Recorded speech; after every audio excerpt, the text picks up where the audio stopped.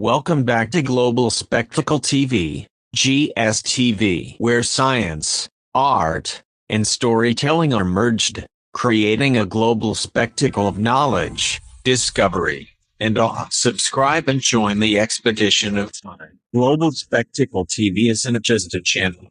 It's a window into the timeless spectacle of existence. Echoes of the forgotten world. Part-2.ECHOES, the age before memory, the silence before history. Before the first word was written, before the first stone city rose from the dust, there was another world. A world older than memory, older than myth. Its echoes whisper across time.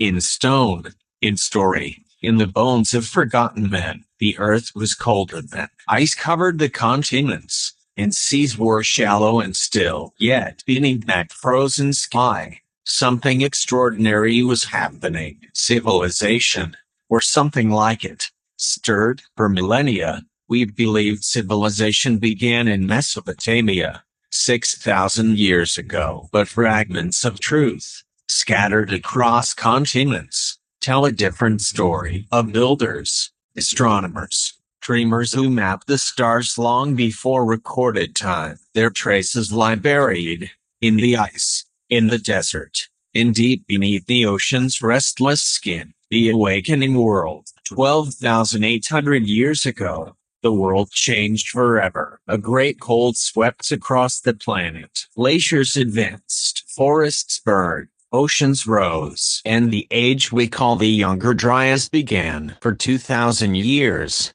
humanity endured fire and frost. And then, almost overnight, the ice retreated, the waters surged, and an age of renewal began. But something else ended. Entire cultures, entire worlds, vanished, leaving only ruins that defy time and reason. Göbekli Tepe, submerged ruins near Japan, the Caribbean shelf. Who built these sanctuaries before agriculture, before the wheel, before writing itself? Who carved temples aligned perfectly to the stars, at a time when humankind was said to be wandering in animal skins? Göbekli Tepe, 12,000 years old, a cathedral before cathedrals. And yet, it was deliberately buried, not destroyed, entombed, as if its builders wanted to hide it from someone or something. The first architects in Turkey's highlands,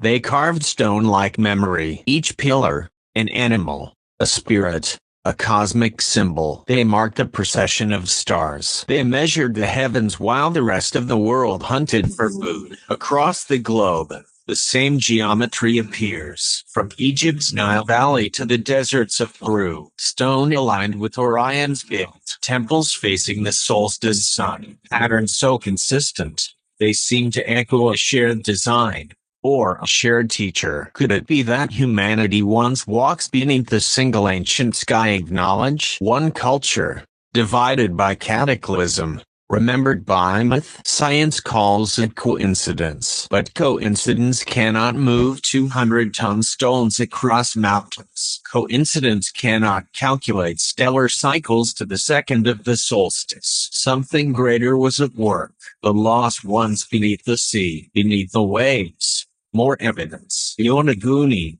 off the coasts of Japan. Terraces, stairways, and monoliths, carved into precision. In the Caribbean, the remains of roads, now drowned. And off the coast of India, entire cities swallowed by the ocean. The sea rose more than 100 meters at the end of the last ice age. If cities stood along the old coasts, they would now rest deep below the tides. Entombed, silent, waiting. Myth remembers them.